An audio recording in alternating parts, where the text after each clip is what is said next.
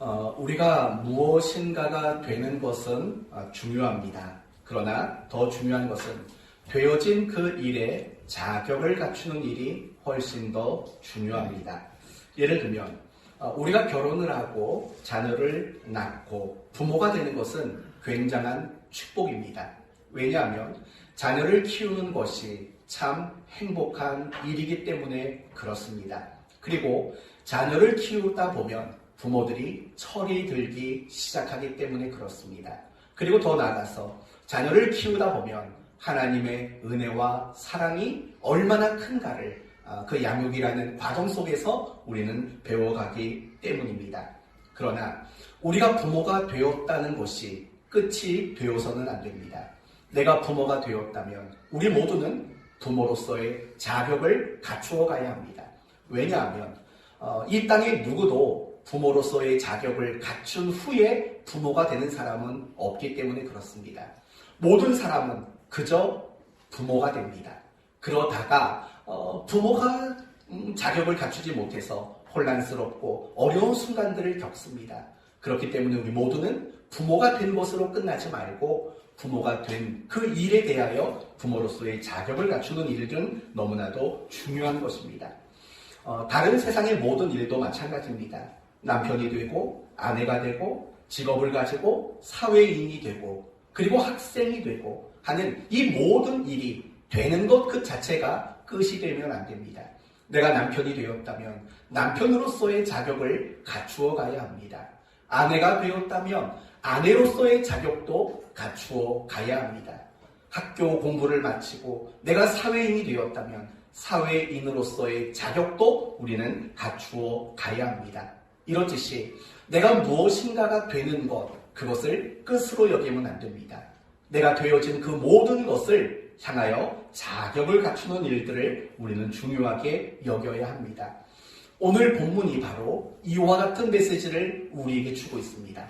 은혜로 제자가 되었다면 이제는 제자로서의 자격을 갖추어 가야 한다라고 말씀하고 있습니다. 그러므로 오늘 말씀을 통해서 내가 받은 은혜가 무엇이며 과연 나는 은혜 받은 자로서의 자격을 지금 갖추어 가는 일에 집중하고 있는지 점검하는 시간이 되며 더 나아가서 내게 주어진 모든 은혜의 일에 자격을 갖추어 가는 일에 힘쓰겠다고 그렇게 다짐하는 시간 되었으면 좋겠습니다.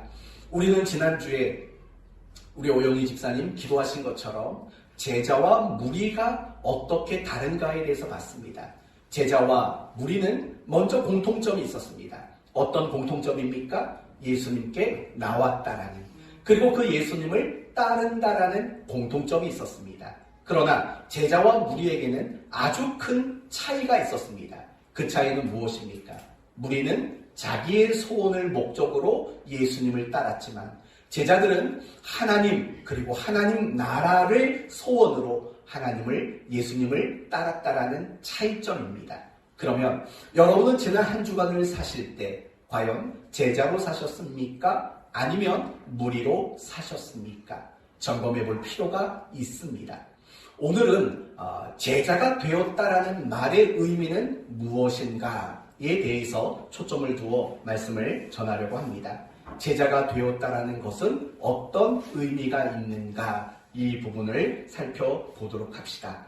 먼저 오늘 본문은 12사도 그리고 더 나아가서 많은 제자의 무리들에게 예수님이 하나님의 나라를 가르치시는 장면을 소개하고 있습니다. 20절을 보시면 예수께서 눈을 들어 제자들을 보시고 이르시되, 지금 예수님이 20절 이하에 나오는 모든 말씀을 누구를 향해 하셨냐면 제자들을 향해 하셨다라는 겁니다. 물론 그 제자 사이에 섞여 있었던 또 다른 무리들도 예수님의 가르침을 들었을 겁니다. 허나 분명한 것은 예수님이 지금부터 하시는 모든 이야기의 대상은 결국에는 제자들이었다라는 사실을 우리는 주목해야 합니다. 그렇다면 예수님이 제자들에게 가르쳐 주신 하나님의 나라는 무엇입니까? 오늘 본문을 보면 이렇게 말을 합니다. 가난한 자가 복이 있다. 줄인 자가 복이 있다. 우는 자가 복이 있다. 미움을 당하는 자가 복이 있다. 라는 내용이고 24절 이후에는 이렇게 나옵니다. 반대로 부요한 자는 화가 있다. 배부른 자도 화가 있다. 웃는 자도 화가 있다.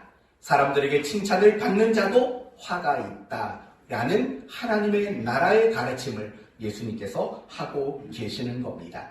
이제 이 내용을 가지고 먼저 생각할 것은 이겁니다. 지금 하나님 나라의 가르침을 듣고 있는 제자들은 과연 어떤 사람들일까라는 부분을 먼저 생각해 봐야 합니다. 여러분은 어떻게 생각하십니까? 지금 예수님께로부터 제자가 되고 하나님 나라의 가르침을 받고 있는 제자들, 그들은 어떤 사람이라고 생각하십니까? 남들보다 더 나은 사람들이었을까요? 아니면 제자가 될 만한 것들을 가진 사람들일까요? 사실은 전혀 그렇지 못하다는 겁니다. 여러분이 알고 있듯이 이 12명의 제자들 중에 적어도 4명, 5명의 직업은 무엇이었습니까? 어부였습니다. 너무 가난하고 너무나도 평범한 삶을 살았던 사람입니다. 그 가운데에는 사람들에게 죄인 취급을 받았던 세리라는 직업을 가진 제자도 있었습니다. 누구였습니까? 레위 마태였습니다.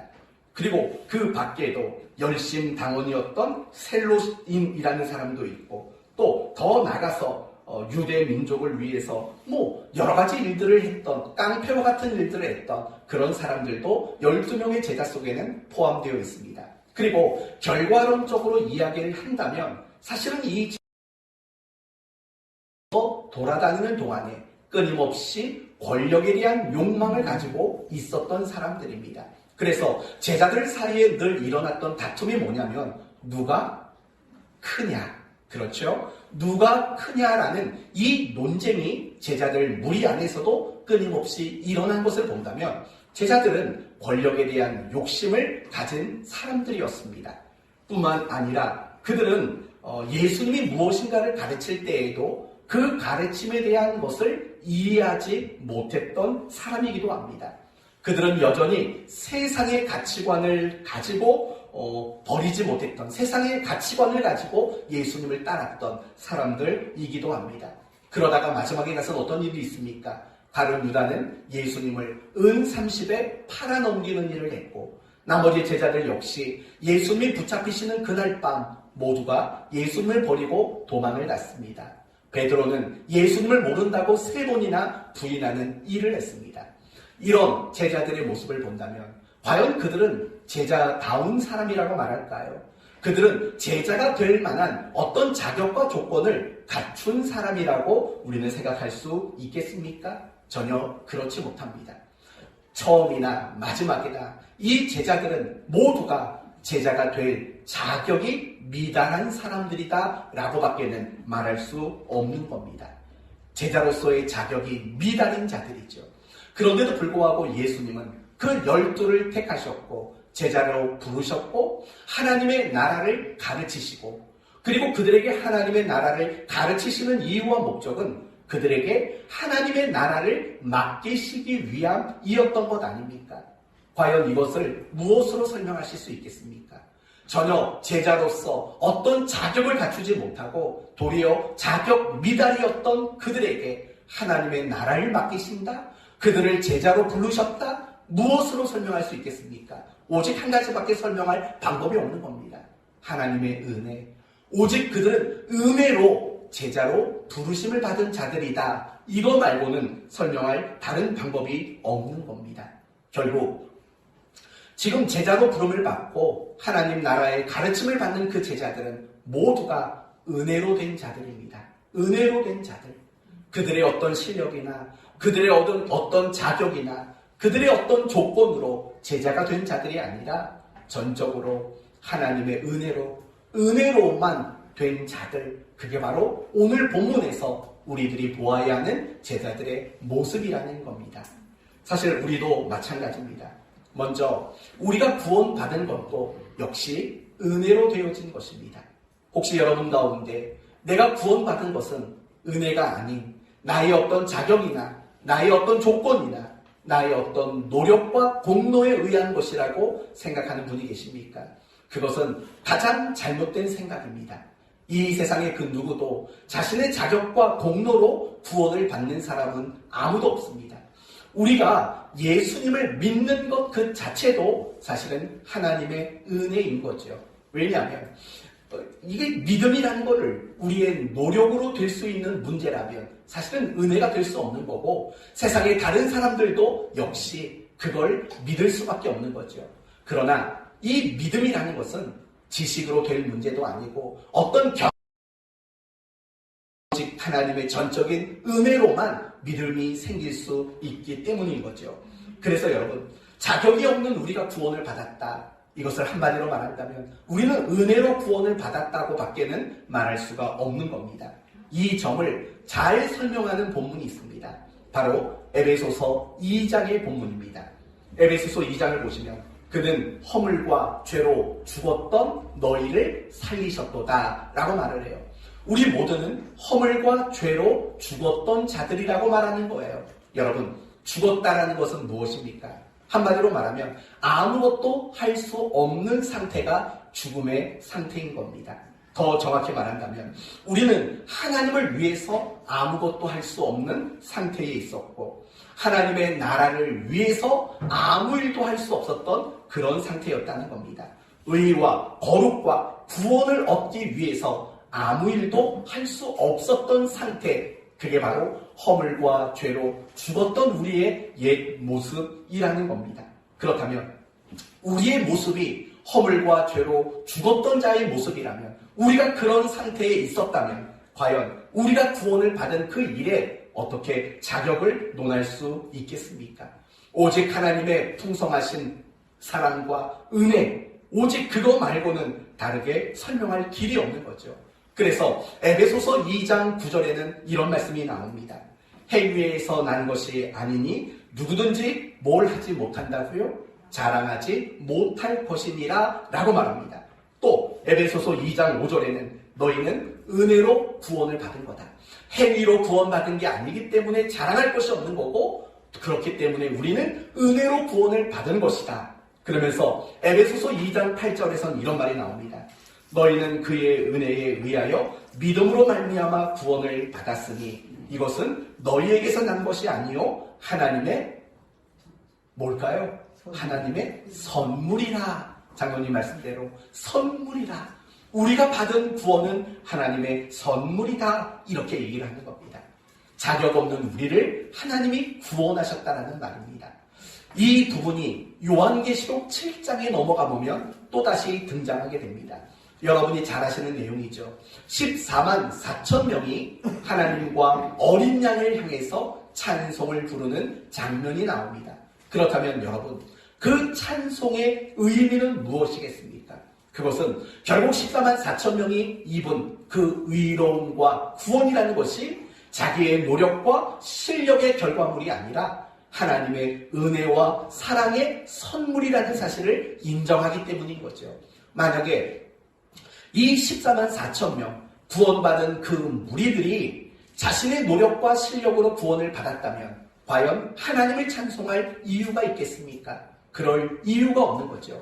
허나 그들이 구원받은 것은 하나님의 은혜이기 때문에 그들이 찬송을 드리는 겁니다. 우리도 마찬가지입니다. 우리가 함께 모여서 찬송을 드리고 또 각자가 자신의 삶의 자리에서 하나님을 찬송합니다. 그 찬송의 의미는 무엇입니까? 하나님의 은혜를 고백하는 겁니다. 하나님의 은혜로 나를 구원하셨고 하나님의 은혜로 나를 살아가게 하신다라는 그 고백이 찬송이라는 겁니다. 저는 여러분 모두가 늘 하나님을 찬송하는 의미를 알고 늘 하나님을 찬송하는 그런 매일매일을 살아가는 여러분 모두가 되시기를 바랍니다. 우리가 얻은 구원, 하나님의 은혜로 되어진 것들입니다. 더 나아가서 내가 직분을 가졌지 않습니까?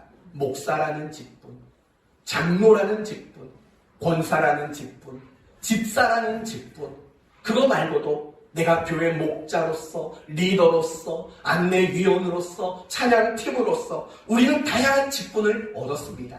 이 모든 것도 사실은 우리가 어떤 자격이 되어서 그것을 얻은 게 아닙니다.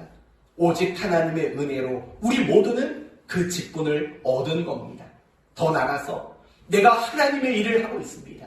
이것 역시도 하나님의 은혜인 거죠. 더 나아가서 내가 매일매일을 살아가는 것, 내가 숨을 쉬며 살아가는 모든 것, 이것 역시도 하나님의 은혜로 되어지는 거죠. 여러분 가운데 심장아 잘 뛰어라, 맨날 이러는 분 계세요? 아무도 없다고요.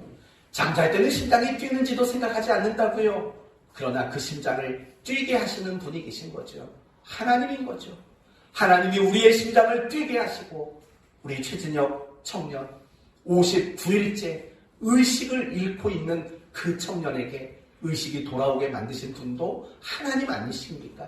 이 모든 것들이 다 하나님의 은혜로 되어진 겁니다.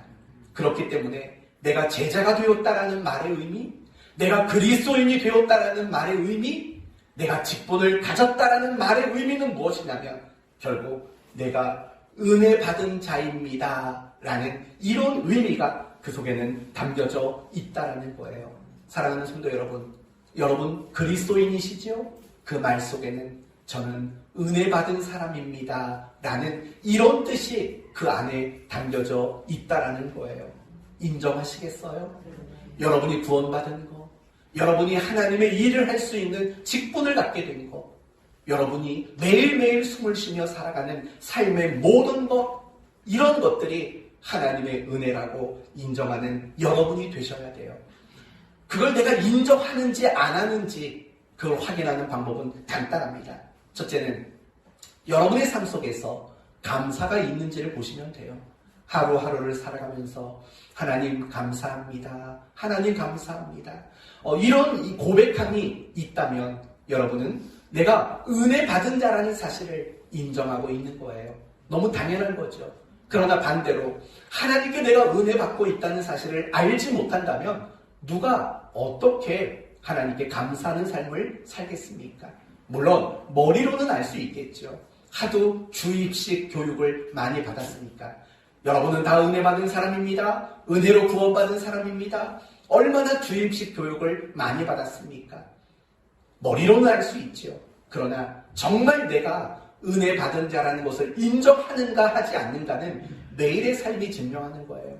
내 삶 속에 매일매일마다 감사를 드리는지, 길거리에 있는, 공원에 있는 그 낙엽이 물들어가는 것을 보면서도 참 감사합니다. 나에게 매일매일 새로운 아름다움을 보여주시는 하나님 감사합니다. 내가 오늘 하루도 어제와 다를 것 없는 삶을 살았지만 이게 하나님의 은혜입니다. 감사합니다. 이 고백이 있다면 여러분은 은혜 받은 자이며 은혜로 살아가고 있는 사람이라는 것을 인정하고 있는 거죠.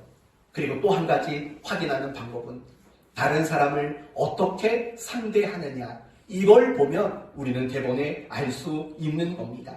예를 들면 이런 거죠. 누굴 봐도 좋아 보여요. 누굴 봐도 좋게 보여요. 누굴 봐도 불쌍한 마음이 들어요.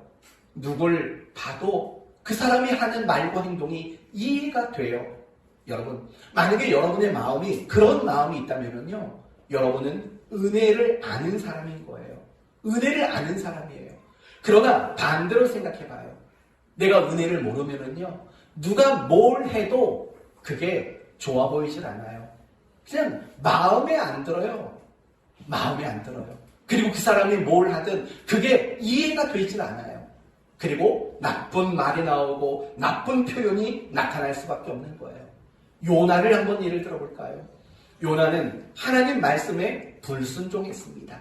그래서 그는 바다에 던져져 죽을 수밖에 없었습니다. 그러나 하나님은 그 요나를 죽이지 않으셨습니다. 물고기를 보내서 그 요나를 살려주셨고 육지로 나가게 만들어주셨습니다. 그런데 이 요나는 니느웨 사람들이 좋아 보이질 않았어요. 그렇죠? 니느웨 사람들이 여전히 마음에 들지 않았다고요. 이유는 뭘까요? 은혜를 모르는 거죠. 내가 받은 은혜를 알지 못하는 거죠. 그러면 결국 그렇게 되는 거예요.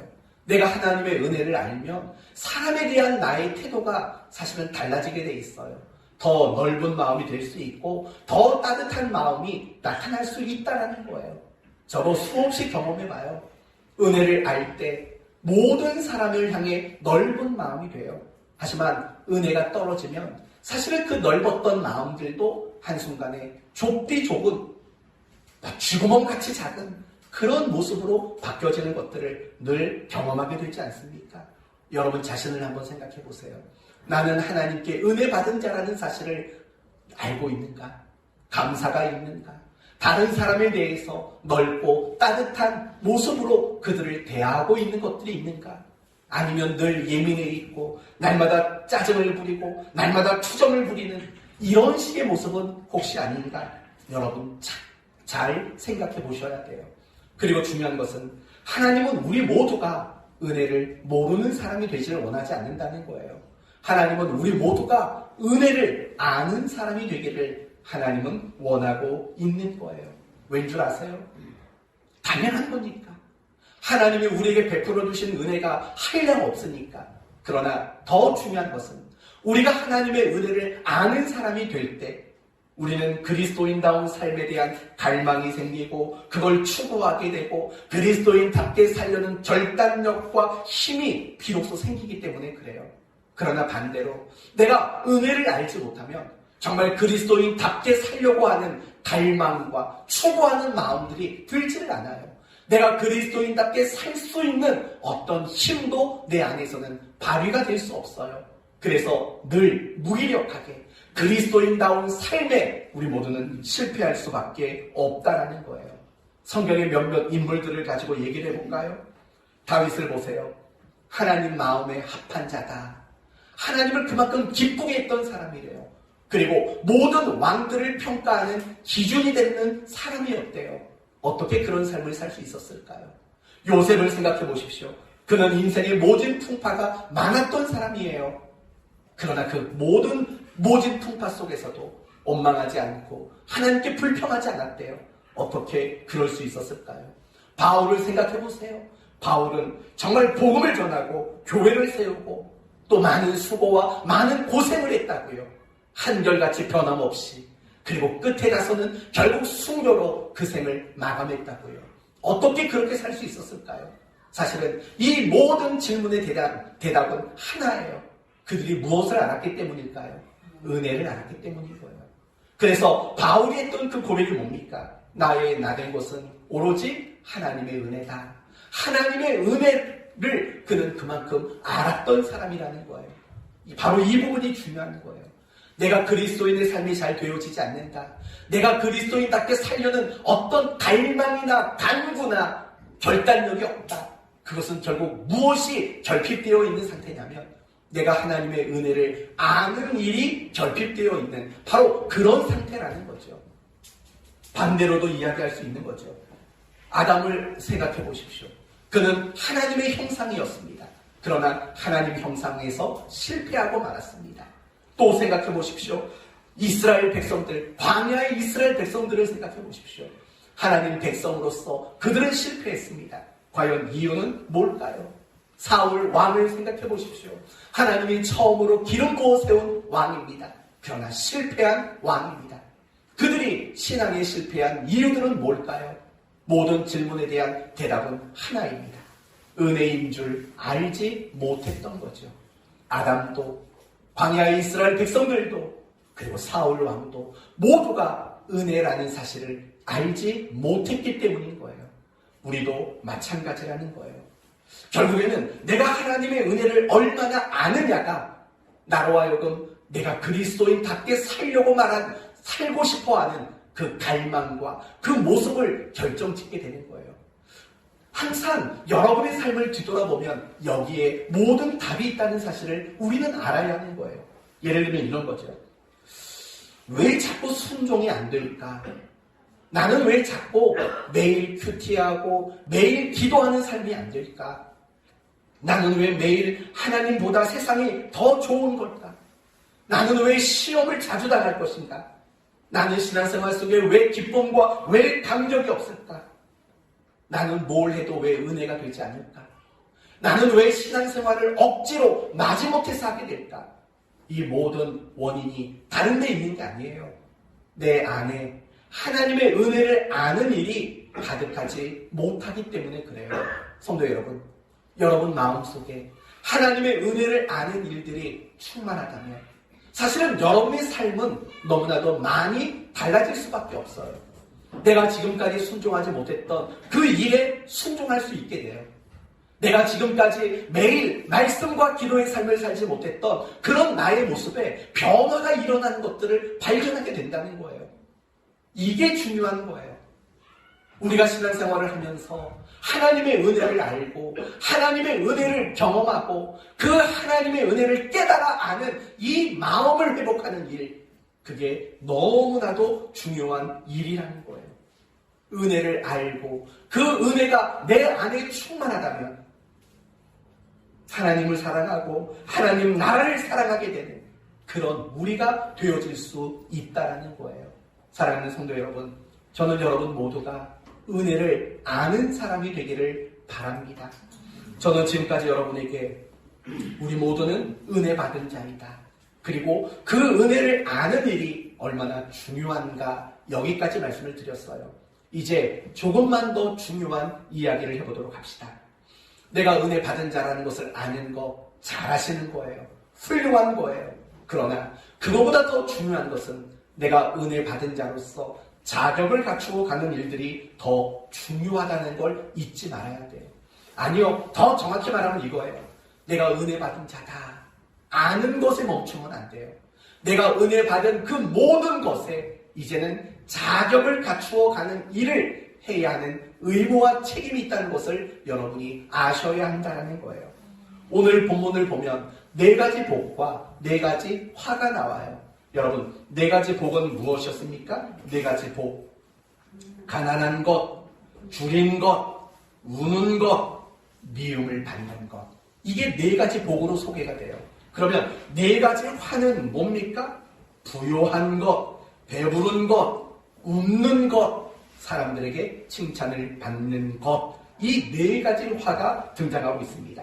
그렇다면 여러분, 과연 이 4가지 복과 4가지 화는 무엇을 말씀하기 위함일까요? 무엇을 위해 이 말씀을 하고 있는 걸까요? 단지 복을 얻는 방법 또는 화를 면하는 방법을 알려주기 위함일까요? 그렇지 않습니다. 이 4가지 복과 이 4가지 화는 결국 무엇이냐면 제자들이 갖추어야 하는 자격으로 소개가 되고 있는 거예요.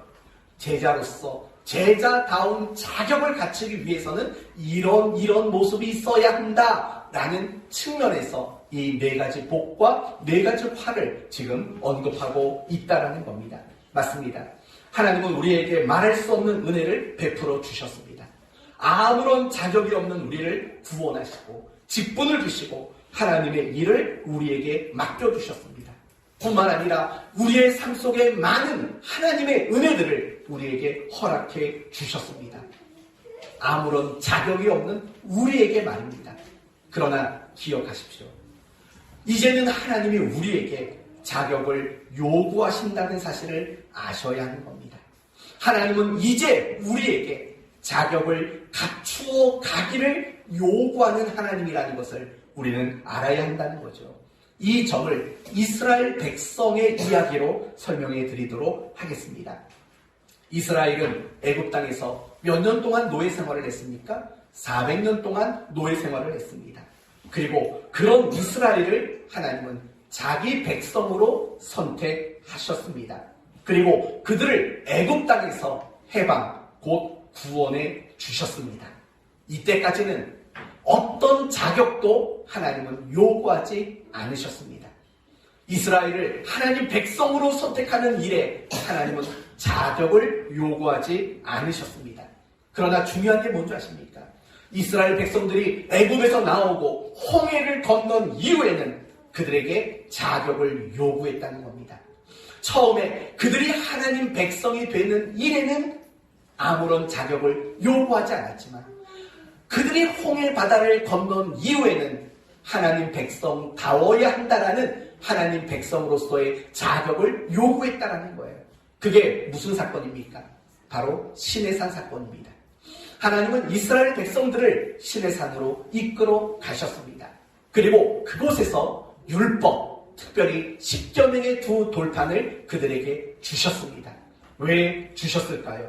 그 10계명을 주신 이유가 뭘까요? 사실은 오늘 본문과 너무 똑같은 분위기입니다. 예를 들면 17절 말씀을 보시면 17절 예수께서 그들과 함께 내려오사 어디서 내려왔을까요? 산에서 내려오사 그러면서 가난한 자가 복이 있다 줄인 자가 복이 있다 이런 말씀을 하는 장면이 흡사 무엇과 비슷합니까? 모세가 산에서 올라갔다가 십계명의 돌판을 가지고 내려와 백성들을 가르치는 그 장면과 흡사하다라는 겁니다.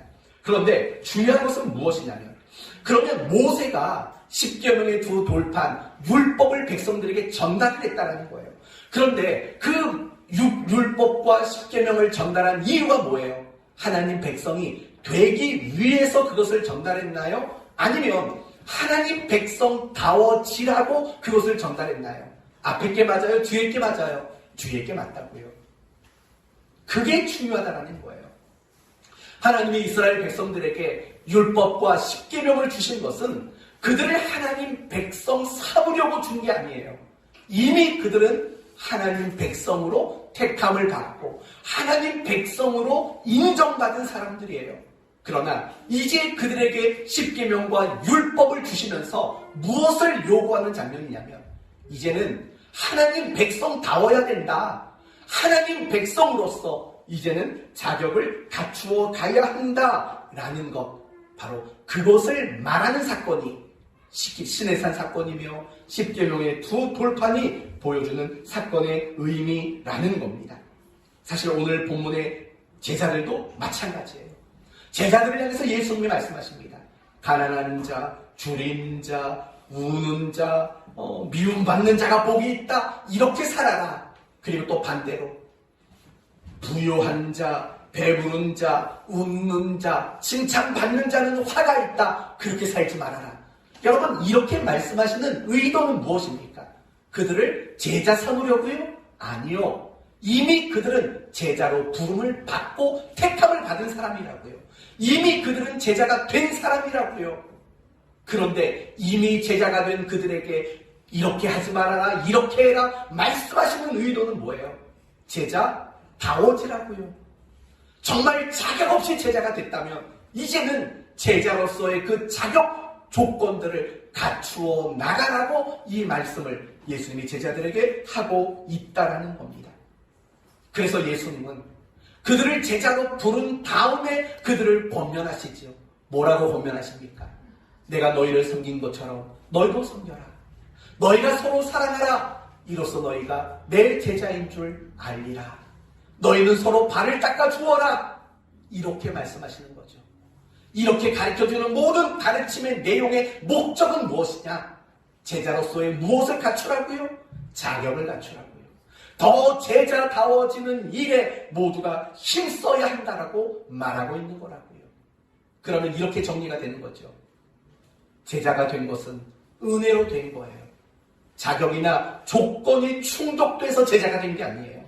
무조건적인 은혜, 하나님의 풍성하신 은혜로 제자가 된 거죠.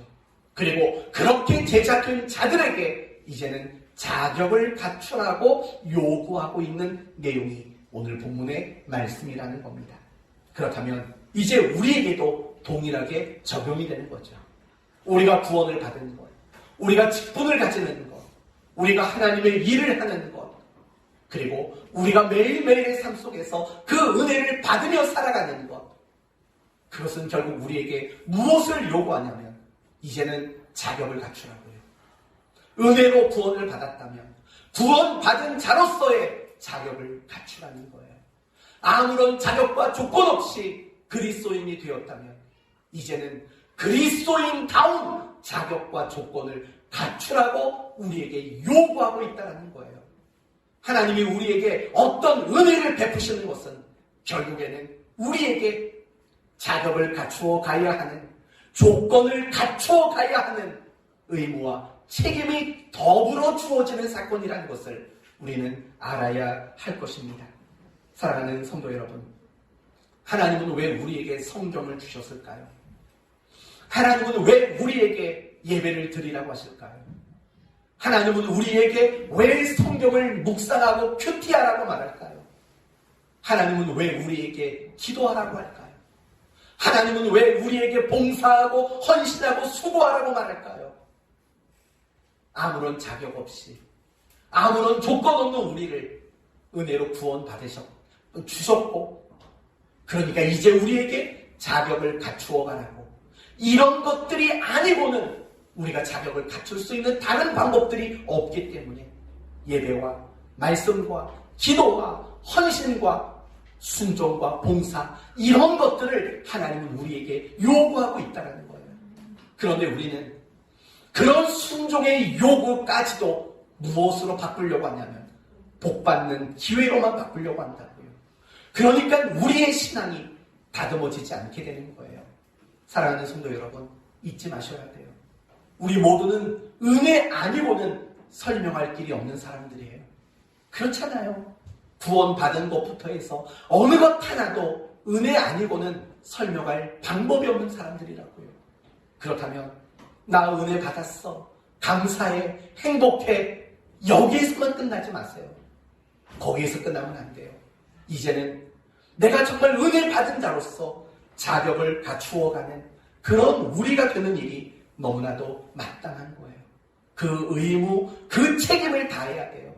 그게 믿음으로 사는 거예요. 그게 신앙생활이라고요.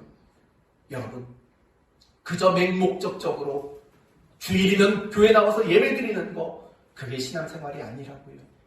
내가 자격을 더 갖추어 가고자 하는 목적을 가지고 이 자리에 나오셨어야죠. 그 책임을 다하는 게 믿음이고 그 책임을 다하는 것이 참다운 신앙생활이라고요. 이제 여러분에게 진지하게 묻습니다. 여러분은 그리스도인으로서, 하나님 자녀로서, 장로로서, 권사로서, 집사로서, 찬양 인도자로서, 반주자로서, 안내위원으로서, 목자로서, 다양한 리더로서 여러 가지 섬기는 모습 속에서 과연 더 나은 모습이 되려고 노력하고 있습니까? 과연 내가 지금 감당하고 있는 그 일 앞에 더 자격을 갖추려고 노력하고 계십니까? 혹시 무관심하지 않습니까? 무책임한 사람들 아닙니까? 그건 하나님이 우리에게 요구하는 삶을 역행하는 일이라는 사실을 잊지 말아야 합니다. 용서하고 들으십시오. 사실은 저와 여러분 모두는 이 일에 너무 무책임합니다. 목자들이 목자로서 역할 감당하는 일 너무 무책임합니다. 너무 무책임합니다. 찬양팀 너무 무책임합니다. 단 한 사람도 예배 시간 지켜서 나온 사람이 없어요. 찬양팀인데도 무책임합니다. 내가 실력이 좋아서 직분을 맡았습니까? 내가 뭔가 대단해서 뭘 맡았습니까? 아닙니다. 은혜로 그 일을 맡았고 은혜로 우리는 그 일을 감당합니다. 그런데 우리는 소홀합니다. 자격을 갖추어 가는 일들을 하지 않으려고 합니다. 무책임한 거죠. 의무를 회피하는 일들이죠. 그건 믿음이 아니고 그건 신앙생활이 아닙니다. 마지 못하는 일일 수밖에 없는 겁니다. 여러분 얘기만 아니에요. 저도 마찬가지예요. 저도 역시 무책임한 것 투성인 사람이라고요. 그렇기 때문에 오늘 이 말씀을 보면서 우리는 다시 한번 내 자신을 뒤돌아보셔야 됩니다. 왜 난 맨날 은혜만 자랑하는 사람일까? 나는 은혜 받은 사람으로서 자격을 갖추어가는 일은 왜 하지 않을까? 여기에 대한 회개가 우리에게 일어나야 한다는 거예요. 사랑하는 성도 여러분, 이제 여기 오늘까지만 합시다. 오늘까지만. 이제 오늘부터는 자격을 갖추어가는 일 우리가 성실하게 수행해 나갑시다. 내가 구원받은 사람으로서, 내가 그리스도인으로서, 내가 하나님의 일꾼으로서 우리 모두는 자격을 갖추어가는 그 일을 할 만한 사람이 되어져가는 그런 우리가 되어야 합니다. 앞으로도 부족한 모습이 있을 수 있습니다. 그러나 자격을 갖추어가는 그 일, 우리 모두 포기하지 말고 외면하지 맙시다. 열심히 자격을 갖추어가는 그 일을 하십시다. 제자가 되었다라는 말의 의미는 여기에 있습니다. 아까 제가 제자가 되었다라는 말의 첫 번째 의미는 뭐라고 했습니까? 은혜 받은 자라는 뜻이 있다고 했습니다. 제자가 되었다라는 두 번째 뜻은 자격을 갖추어 가야 하는 자라는 뜻이 담겨져 있는 거예요. 바로 이것이 그리스도인이 되었다라는 말의 의미이기도 한 겁니다. 그렇다면 끝으로 간단히 말씀을 드리고 마칩니다. 우리가 갖추어 가야 하는 자격들은 과연 뭘까요? 우리가 갖추어 가야 하는 자격은 뭘까요? 이런 거죠. 오늘 본문을 보면 사실은 세상의 이야기와는 사뭇 반대되는 이야기가 나와요. 세상은 가난한 사람을 복 있는 사람이라고 말하지 않아요. 그렇죠? 세상은 배고파 살아가는 사람을 복 있는 사람이라고 말하지 않아요. 세상은 우는 사람을 복 있다고 말하지 않아요. 세상은 남들에게 미움, 괄시를 당하는 사람을 복 있다고 말하지 않아요. 또 반대로 세상은 부유한 사람을 화가 있는 사람이라고 말하지 않아요. 배부른 사람을 화가 있다고 말하지 않아요. 사람들에게 칭찬받는 사람을 화가 있다고 말하지 않아요. 세상과 반대되는 이야기예요. 여기에서 답을 찾는 거죠. 우리 그리스도인들, 은혜 받은 자들이 갖추어야 하는 자격은 바로 이런 거예요. 세상 나라의 통치와 기준 아래 살지 않는 거예요. 세상의 통치와 세상의 기준 안에 사는 게 아니라 하나님 나라의 통치와 하나님 나라의 기준 안에 살아가는 것, 그게 우리 모두가 갖추어야 하는 자격 요건이라는 거예요. 말이 어려우세요? 쉬운 말로 바꿔드릴게요. 세상 사람과 다르게 살아가는 거예요. 세상 사람과 다르게. 오늘 본문에 나오는 4가지 복과 4가지 화가 모두 세상 사람과 다른 것들이잖아요. 그렇죠? 그렇게 사는 게 사실은 우리가 갖추어야 하는 가장 중요한 신앙의 내용이라는 거예요. 그래서 성경은 우리에게 늘 강조하는 게 뭐냐면 다르게 살라는 거예요. 다르게 살라는 거예요. 레위기서 11장에 나오는 말이 뭐예요? 내가 거룩하니 너희도 거룩하라예요. 무슨 뜻이죠? 창조주이신 하나님과 피조물이신 백성들이 다른 것처럼 하나님의 백성과 세상의 백성은 그렇게 달라야 한다라는 내용이 내가 거룩하니 너희도 거룩하라라는 말씀의 의미인 거죠. 하나님은 우리에게 끊임없이 그걸 요구하세요. 다르게 살아야 돼요. 예수 안 믿는 사람과 사실은 모든 면이 달라야 돼요. 말하는 거, 생각하는 거, 내 감정을 표현하는 거, 그리고 가지고 있는 목표들, 살아가는 삶의 방법들, 문제를 해결하는 방법들, 사람을 대하는 태도들, 이 모든 것들이 사실 우리는 달라야 돼요. 그걸 우리는 갖추어가야 할 자격 조건으로 우리는 인정할 줄 알아야 돼요. 가끔씩 성도들은 또 이런 질문을 하기도 해요. 목사님, 예수 잘 믿으면 안 믿는 사람보다 더 잘 살게 해주면 안 됩니까? 사실은 우리 입장에서는 얼마든지 설득력 있어요. 그쵸? 예배 열심히 드리고 믿음 생활 잘하면 그것만큼 월급도 좀 많아지고 건강도 좀 좋아지고 자식도 좀 잘 되고 하면 얼마나 왔다예요. 왔다가 뭐죠? 근데 왔다라고요. 좋다고요. 얼마나 좋아요. 그러나 하나님은 그렇게 하지 않아요. 하나님은요, 우리가 아무리 믿음 생활을 잘해도요, 세상 사람들이 겪는 모든 일을 겪도록 만들어요. 알잖아요.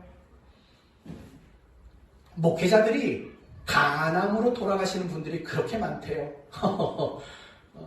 참, 억울하잖아요. 목회를 했는데 왜 간암으로 돌아가시는 분들이 그렇게 많아요. 목사님쯤 돼서 교회를 좀 열심히 하면 좀 오래 살게 해주고 안 아프게 해주고 하면 얼마나 좋아요. 근데 그런 거 없더라고요. 없어요.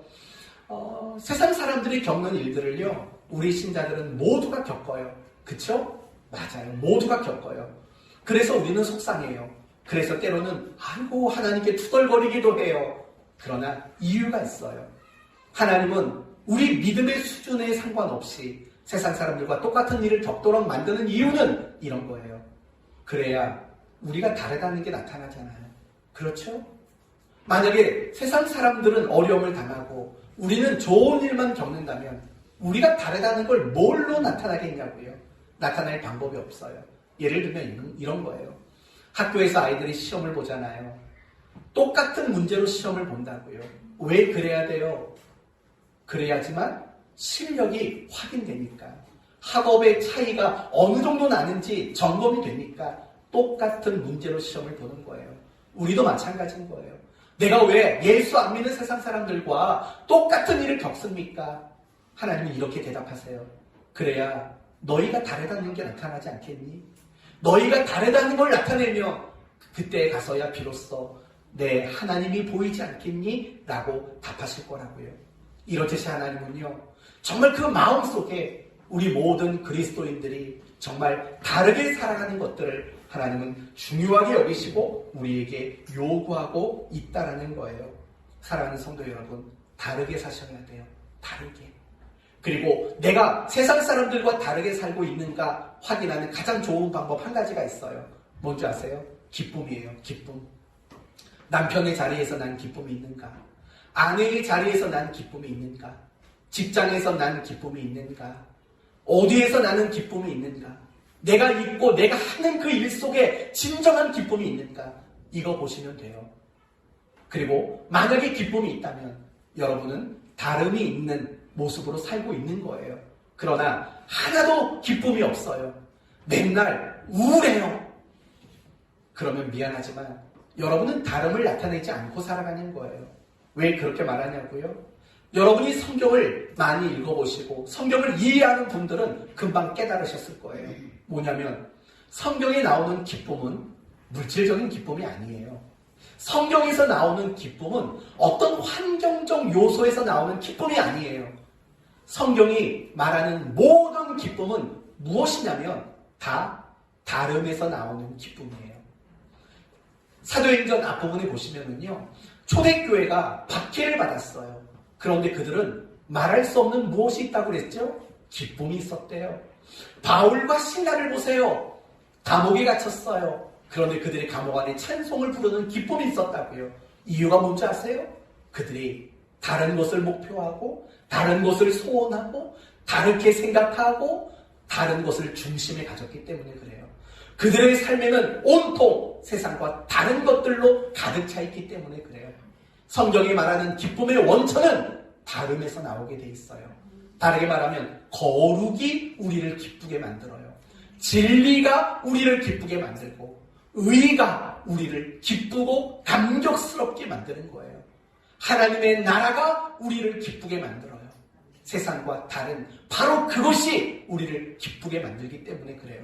그렇기 때문에 나는 과연 세상 속에서 내 삶의 자리에서 다름이 있는가?